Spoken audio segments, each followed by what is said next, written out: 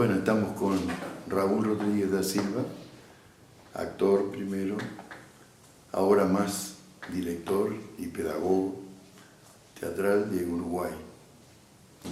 ¿Cómo comenzó, Raúl, tu relación con el teatro?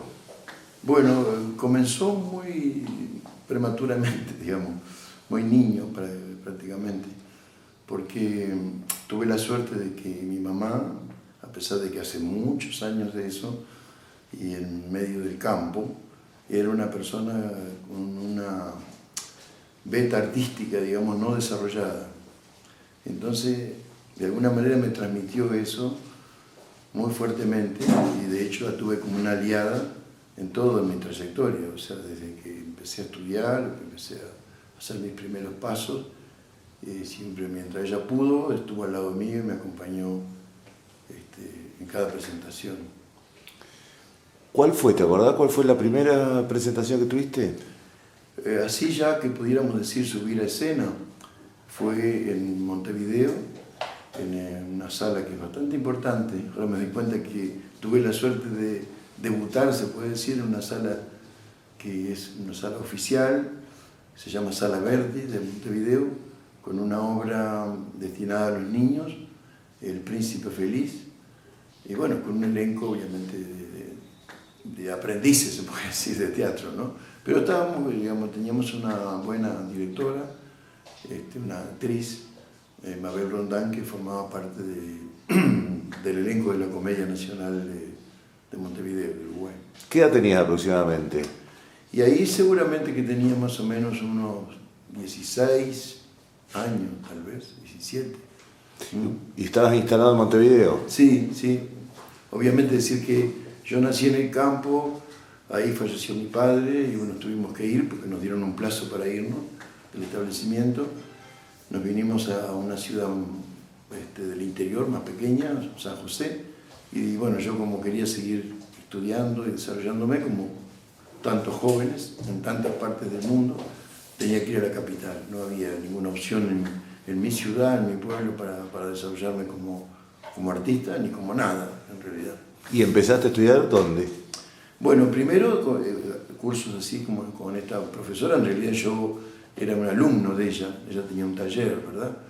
Y ella fue la que me preparó después, pasado el tiempo, me preparó para, digamos, el salto en calidad en la enseñanza, que sería entrar a la Escuela Municipal de Arte Dramático de Montevideo, llamada Margarita Gilbo, porque la fundadora de esa escuela fue Margarita Gilbo, precisamente, ¿no? Así que bueno, de esas cosas, digamos, de alguna manera ese taller artesanal o de aprendizaje, pasé a ser un alumno de la Escuela Municipal de Arte Dramático ya cuando tenía más edad, o sea, no me acuerdo exactamente, pero probablemente 20 años, ¿no? 19, 20 años. Ahí también comienza tu militancia política, ¿no?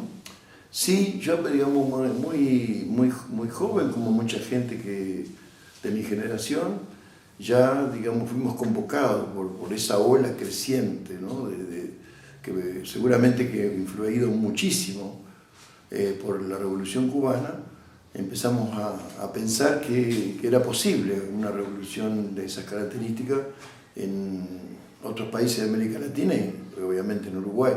Así que yo me enrolé, la primera etapa fue la Juventud del Partido Comunista, en la cual pude tener acceso a la formación político-ideológica, ¿no?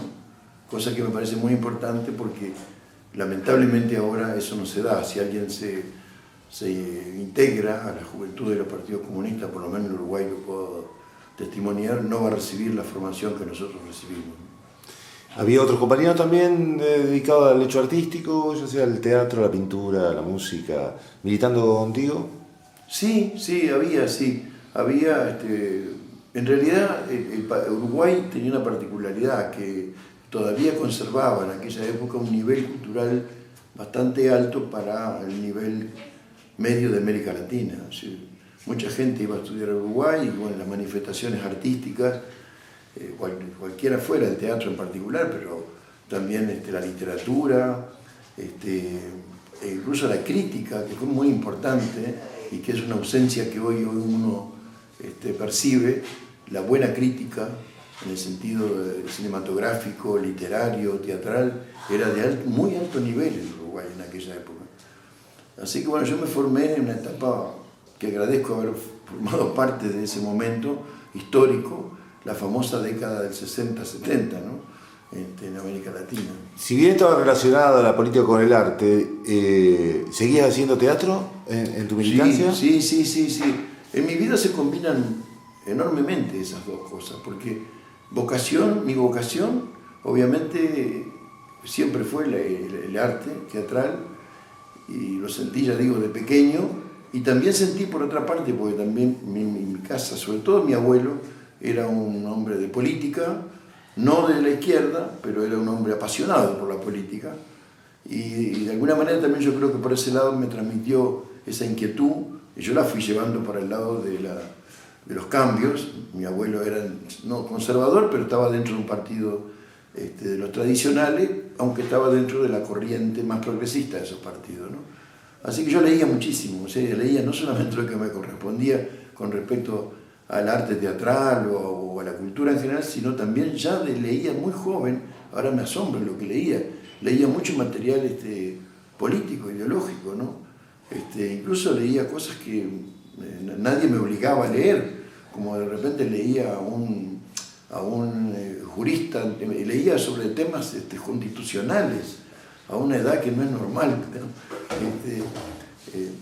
Que por ejemplo Uruguay tiene como prototipo Jiménez de Arechaga como un referente de un abogado que elaboró temas sobre Constitución, y yo lo leía siendo un joven de 18 o 19 años, no era nada, eso sí no era nada común, pero bueno, tenía esa inquietud.